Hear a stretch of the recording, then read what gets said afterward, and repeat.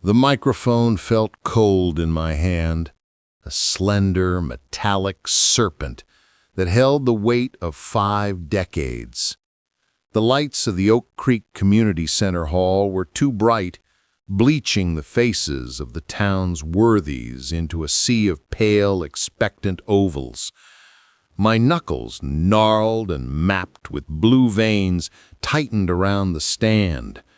At 80 years old, you learn that some weights are not physical. This one was made of memory, of shame, of a promise I'd made to a 29-year-old version of myself in this very room, a lifetime ago. I cleared my throat, the sound echoing slightly in the hushed space. My eyes swept over the crowd, but I didn't truly see them. I saw the ghosts of them, their parents, their grandparents. I saw the ghost of myself. "Thank you for the kind introduction," I began, my voice steadier than I felt. "It's a peculiar thing to stand in a building you helped wire as a young man and see the dust of half a century settled on the rafters you once scrambled across." A polite murmur of laughter. They thought I was being charming, an old man reminiscing. They had no idea I was sharpening a knife. My gaze drifted from their smiling faces to the man in the wheelchair at the front table. Robert Lang. Even now, shrunken and draped in an expensive suit that hung on him like a shroud, he commanded a space. He was surrounded by his sycophants, older now, grayer, but still the same courtiers who had laughed the loudest. His head trembled with a faint, constant palsy, but his eyes, those cold, flinty chips, were fixed on me. He didn't remember, of course. For him, that day was a forgotten Tuesday. For me, it was the day the foundation of my life was cracked. The memory didn't come back in a rush. It unfolded, vivid and humiliating, as if the past 50 years had been nothing but a thin curtain. It was the summer of '73. The air in Oak Creek was thick with the smell of cut grass and fresh asphalt. I was 29, a junior electrician for Lang Construction. A man so quiet and unassuming I was practically part of the scenery. I lived in a small rented room above Miller's hardware store, my world defined by the length of a wire spool and the contents of my lunch pail. Robert Lang, then in his robust 40s, wasn't just my boss. He was the king of Oak Creek. He owned the biggest construction firm, sat on the town council, played poker with the mayor.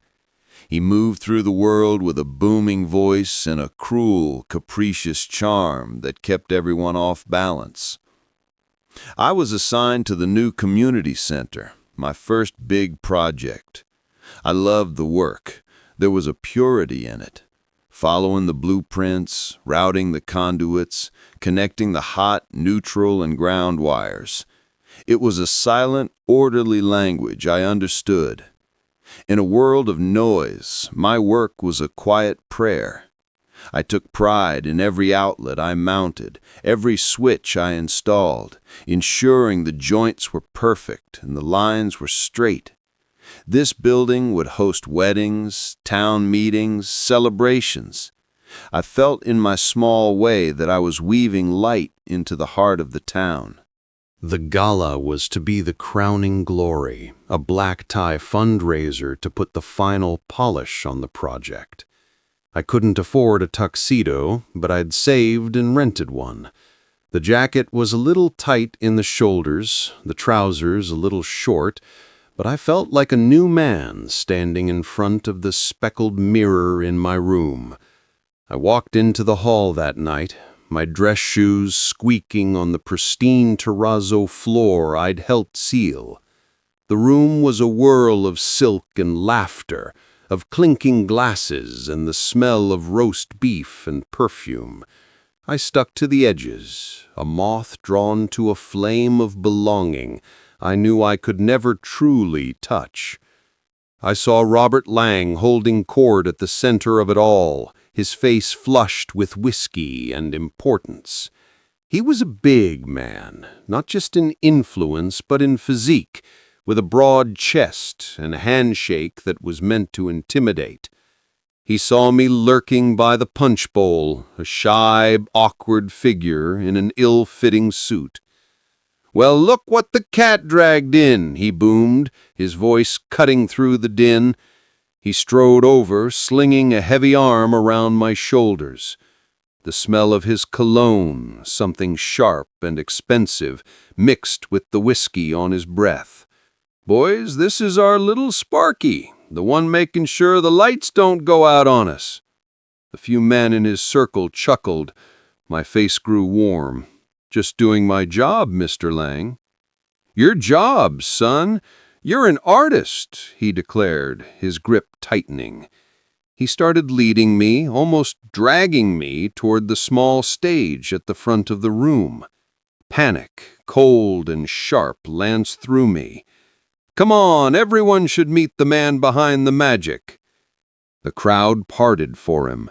Smiling, curious faces turned toward us. I felt like a condemned man walking to the gallows. He propelled me onto the stage and thrust a microphone into my hand. The word of the stage felt new under my feet, the stage I had wired for sound. "Go on then, Slurred," he slurred, his voice amplified for the whole town to hear.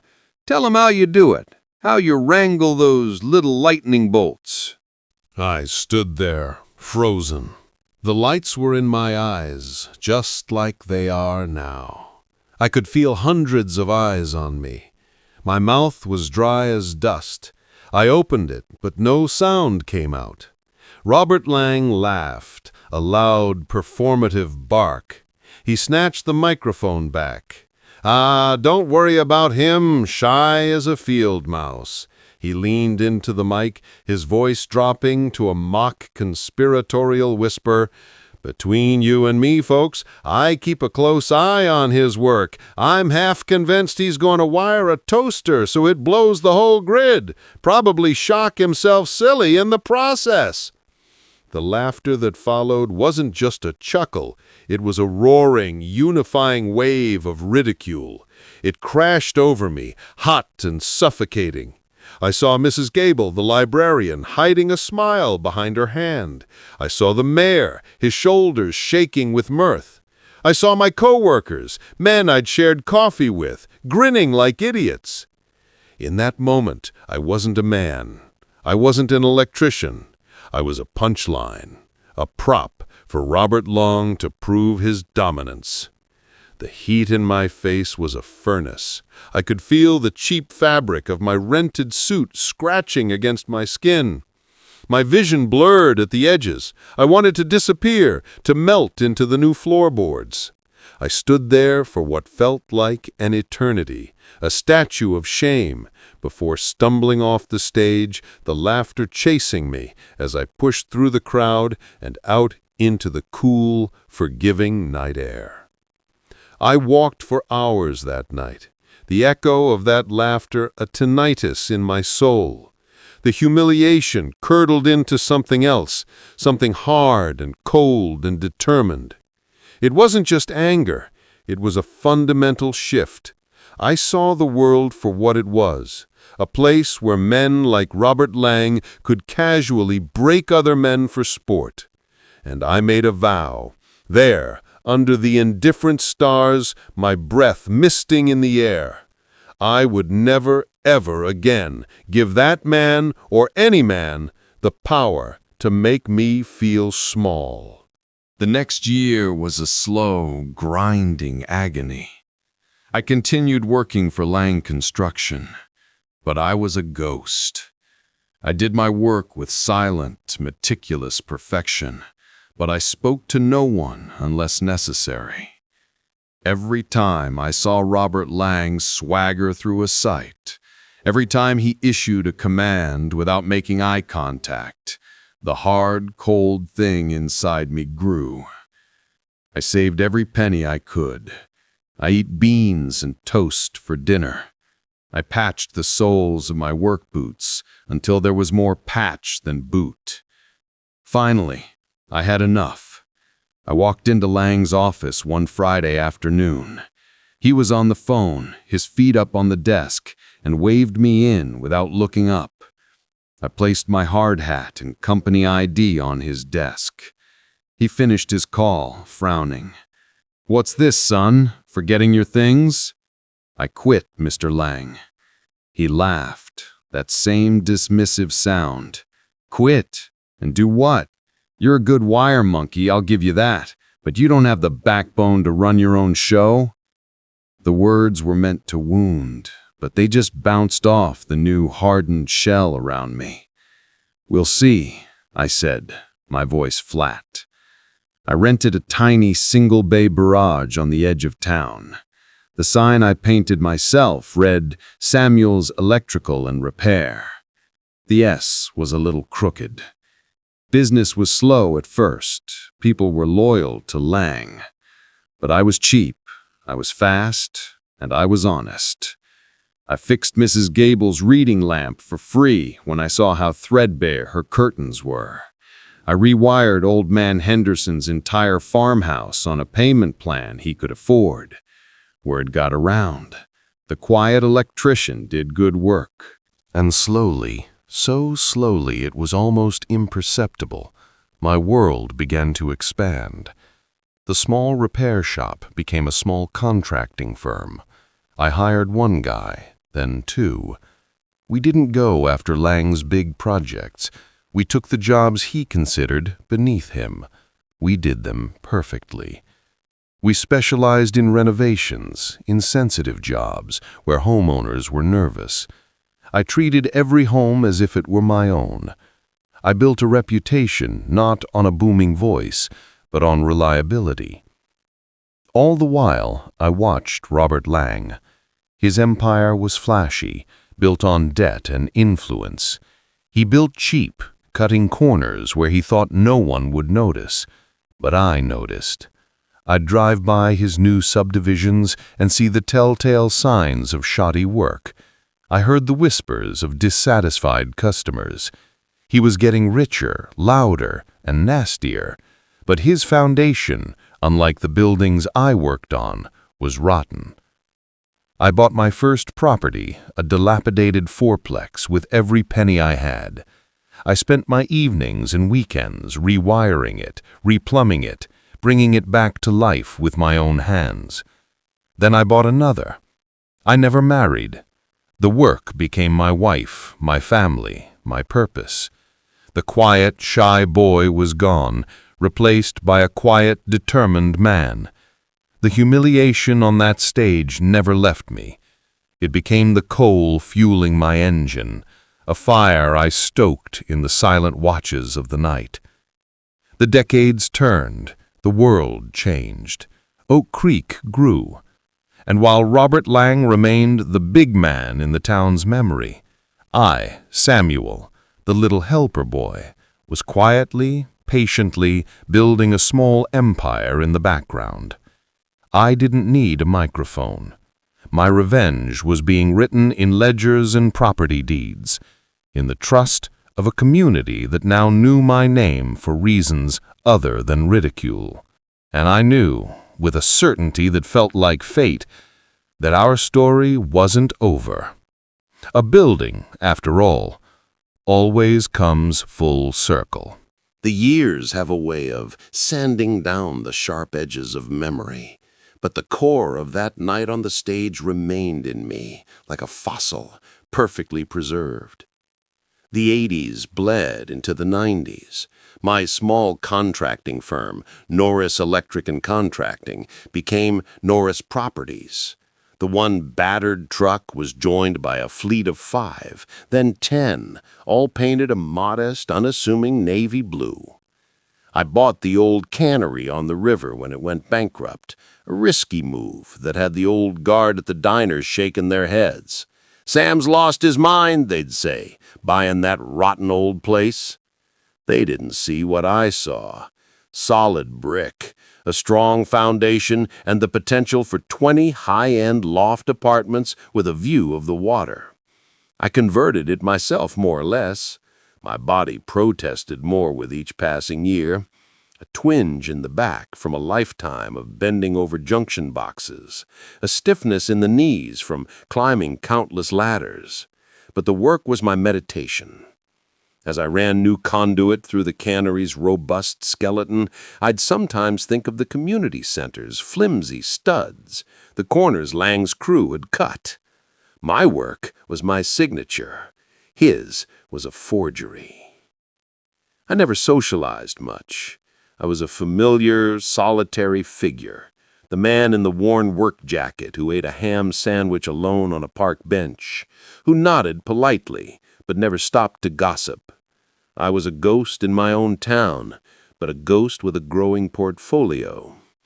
I owned the fourplexes, the cannery lofts, a small strip mall on the highway, and, quietly, a significant portion of the land Lang had once eyed for a sprawling, cheaply made subdivision. I'd outbid him through a proxy, a lawyer from the city who asked no questions. The look of confused frustration on Lang's face when the deal fell through was a small, sweet sip of victory I savored in private. Robert Lang's decline was not dramatic. It was a slow leak. His reputation for shoddy work began to catch up with him. A porch collapse here, a lawsuit over faulty wiring there. He was still the big man, but the town was changing. New people moved in. People who didn't know his name, who cared more about online reviews than old-school clout. He became bitter, more bloated. His once commanding presence now just loud and boorish. He'd hold court at the country club, but the court was shrinking, populated only by the few sycophants who still clung to the fading reflection of his power. I saw him once, about 10 years ago, in the hardware store. He was buying a new lock for his garden shed, I suppose. He looked older, softer around the middle. He didn't recognize me at first. I was just another old man in the aisle. "Samuel," he said, his voice lacking its former boom. It was just a statement. I said Robert, my tone even. He looked me up and down, taking in my simple, clean clothes, nothing fancy but well made. "Heard you've done all right for yourself." "I've managed." A silence hung between us, thick with all the unsaid things, the laughter, the shame, the 50 years of silent competition. He seemed to want to say something else, to perhaps offer a gruff compliment or another veiled insult, but the words wouldn't come. He just gave a curt nod and moved on. That was the last time we spoke. The encounter left me not with satisfaction, but with a strange hollow feeling. The monster of my youth was just a tired old man, but the fossil of humiliation remained. It wasn't about him anymore. It was about the boy he'd broken. Then, 3 months ago, the letter arrived. Thick, cream-colored paper, with the town council's embossed seal. I opened it with my morning coffee, the spring sunlight streaming into my modest, tidy kitchen. Dear Mr. Norris, as one of the original tradesmen who contributed to the construction of the Oak Creek Community Center, you are cordially invited to a special dedication ceremony. I read on, my coffee growing cold. The town council, in its infinite wisdom, had decided to rename the community center after Robert Lang. He was dying, the letter implied, without stating it outright, some slow, consuming illness.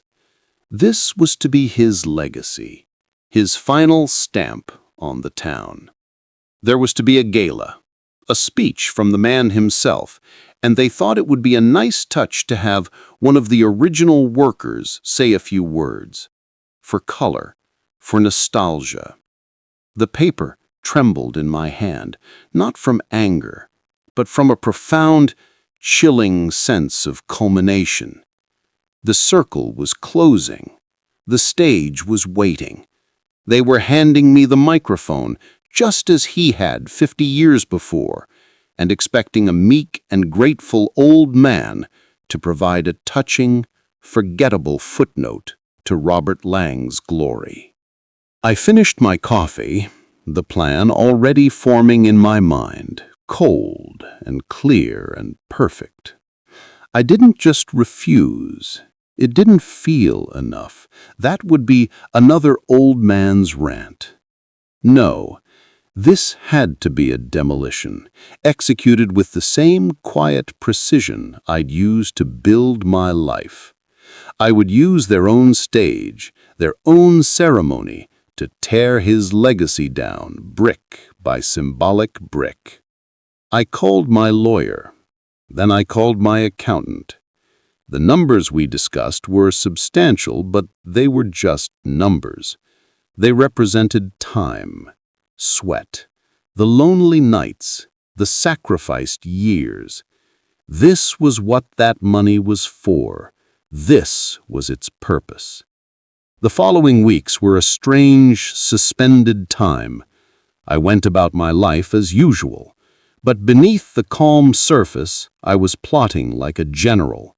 I had my best suit tailored, a dark, elegant wool that fit me perfectly, a far cry from that rented costume. I wrote my speech, then rewrote it, then burned the drafts and decided to speak from the heart. The fossil was about to speak for itself. The night of the gala arrived. A sense of déjà vu hung over me as I walked through the same doors, my good shoes clicking on the same terrazzo. The room was laid out the same, but the faces were different. Older. So much older. I saw the children of the people who had laughed at me, now middle-aged themselves, and there, at the front, was Robert Lang. He was a husk, propped up in a wheelchair. A plaid blanket was tucked around his legs, his skin was a pale, waxy yellow, and his head lolled slightly, but his eyes still held that sharp, predatory awareness. They darted around the room, taking in the crowd, the adulation. His family and retainers formed a protective phalanx around him, speaking to him in low, reverent tones. They still saw the big man. All I saw was a dying tree, rotten at the core, finally ready to fall. The mayor, a man half my age who'd only ever known me as a reclusive property owner, greeted me effusively. "Sam, so glad you could make it. We're so excited to hear your memories of the old days." I just smiled a thin, non-committal smile. "It will be a night to remember," I said. I took my seat at the back, observing. The speeches began. The mayor spoke of Lang's vision. A councilwoman spoke of his generosity. Each word was another layer of whitewash on a crumbling wall. They built him up, higher and higher, setting the stage for my demolition. My heart wasn't pounding with nerves. It was beating a slow, steady, determined rhythm.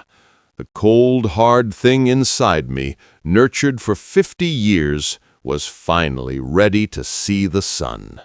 Then the mayor said my name. And now, a man who was here, whose hands literally helped bring this building to life, one of our original electricians, Mr. Samuel Norris. There was a smattering of polite, slightly puzzled applause. They were wondering why this quiet old man was being trotted out. I stood, smoothed down my suit jacket, and walked to the stage.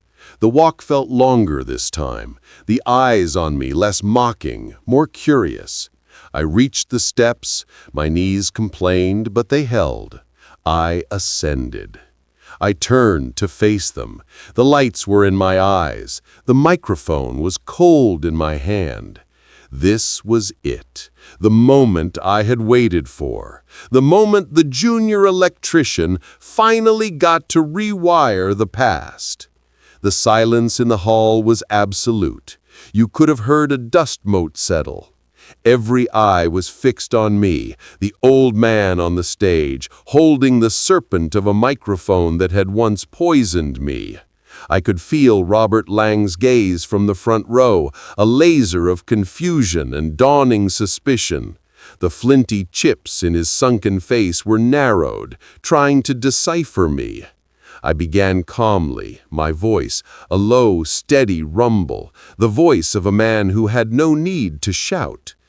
"Thank you," I said, my eyes sweeping the crowd, making contact with a few, seeing the ghosts of their parents in their features.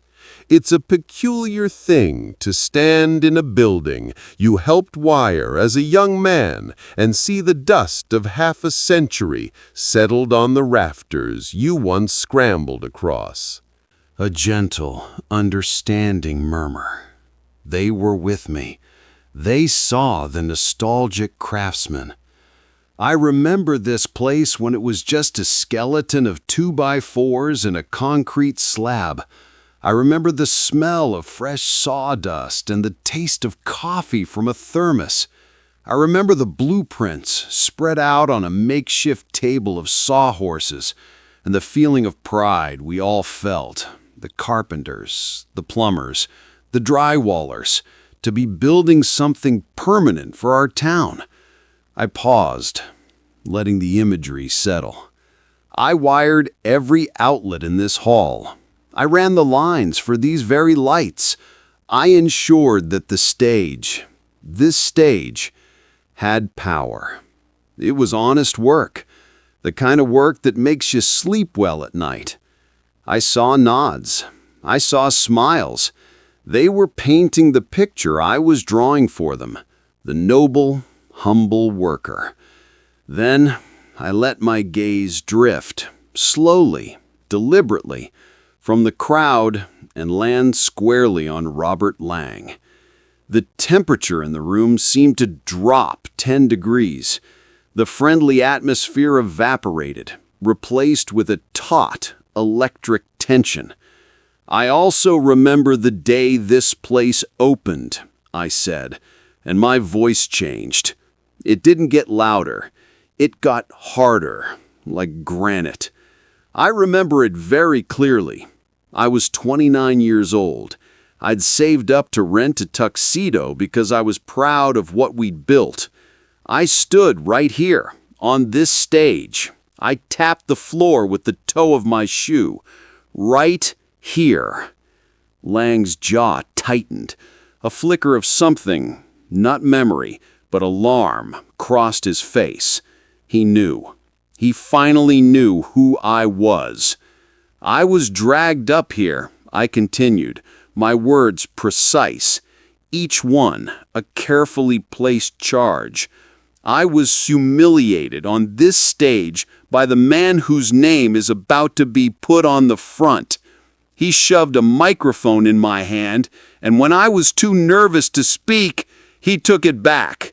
He told all of you, he told the whole town, that I was his little helper boy, that I probably couldn't wire a toaster without shocking myself."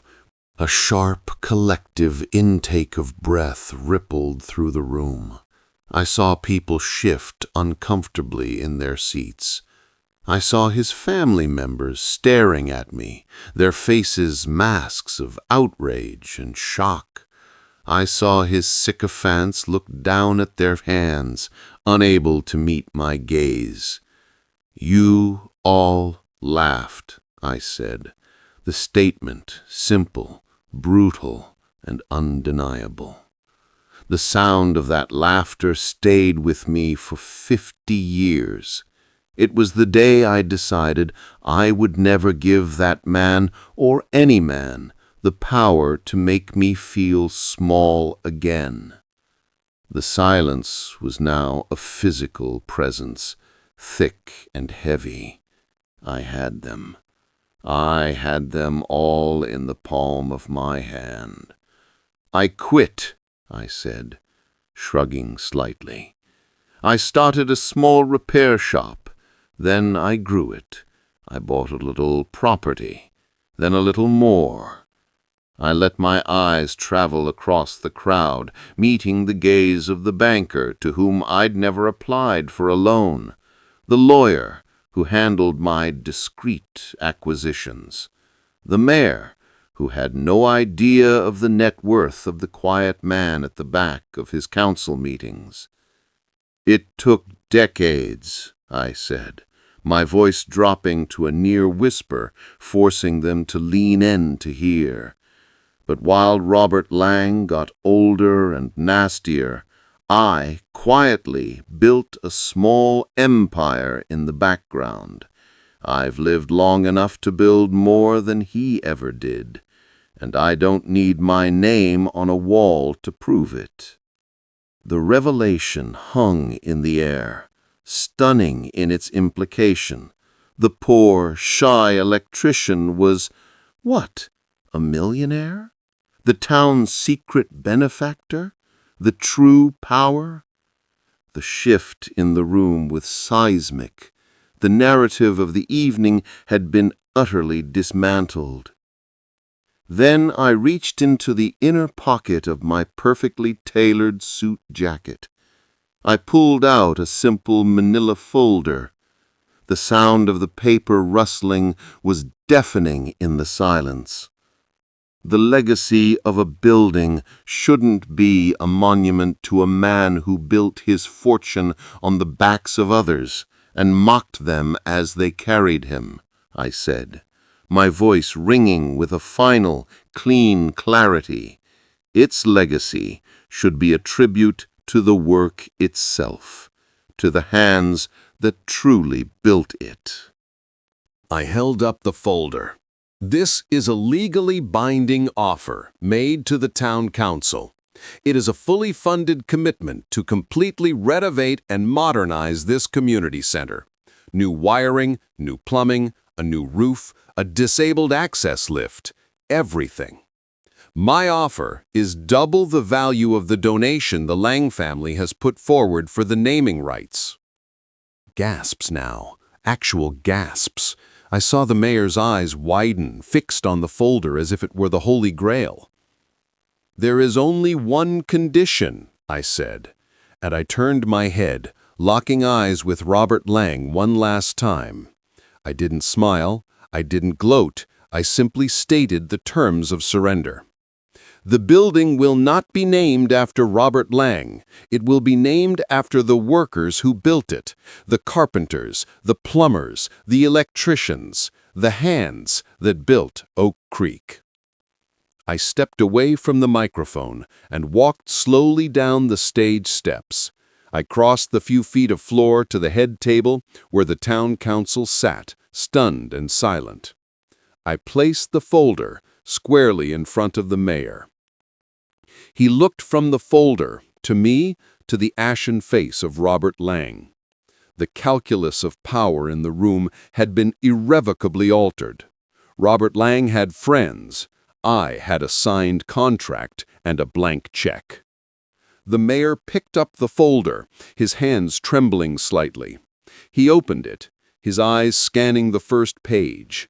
He looked at the other council members, who gave him barely perceptible nods. The decision was made in that instant, in the face of undeniable financial and moral force. He looked up at the crowd, his voice shaky but clear. "The council, we accept this extraordinarily generous offer. Thank you, Mr. Norris." The applause started then. It wasn't the roaring, unifying laughter of 50 years ago. It was slower, more thoughtful, building from a few into a wave that filled the hall. It was applause for the underdog, for the quiet victory, for the justice they had just witnessed. People were on their feet, not for the dying king, but for the man who had dethroned him with a few quiet words and a folder. I did not look back at the crowd. I turned and walked towards the exit. As I passed Robert Lang's wheelchair, I allowed myself one last glance. He was shrunken, diminished, not just by illness, but by the utter collapse of his world. The people who had surrounded him were now looking at me, at the mayor, anywhere but at him. He was utterly alone in that crowded room. He didn't say a word. He just stared at me, his eyes wide with a hollow, devastating understanding. The little helper boy had not only outbuilt him, he had outlived him, and had finally, publicly, rewired the story of his life. I had taken his legacy and stripped it bare, leaving nothing but the truth. I pushed through the doors and walked out into the cool night air, just as I had 50 years before. But this time, the air was clean. The ghost was gone. The building was renamed 6 months later, after the renovations I funded were complete. Robert Lang passed away 2 weeks before the ceremony. His family, I heard, held a small, private service. I go to the community center sometimes to read the paper in the quiet lobby. On the wall by the entrance, where a bronze plaque was meant to be, there is a simple, polished piece of granite. The inscription is mine. I wrote it the night after the gala. It reads, "Dedicated to the hands that built it, not the mouth that mocked them." Some revenge is loud. Mine was quiet, but it hit him harder than any punch ever could. And finally, after 50 long years, the circuit was complete. The shock was his. This story was about a quiet, meticulous revenge 50 years in the making. It proves that the most satisfying victories are often not those shouted from the rooftops, but those earned through a lifetime of integrity and grit. What's the most unexpected plot twist you've ever witnessed in real life? Some stories are stranger than fiction. Subscribe for new long-form narratives every day.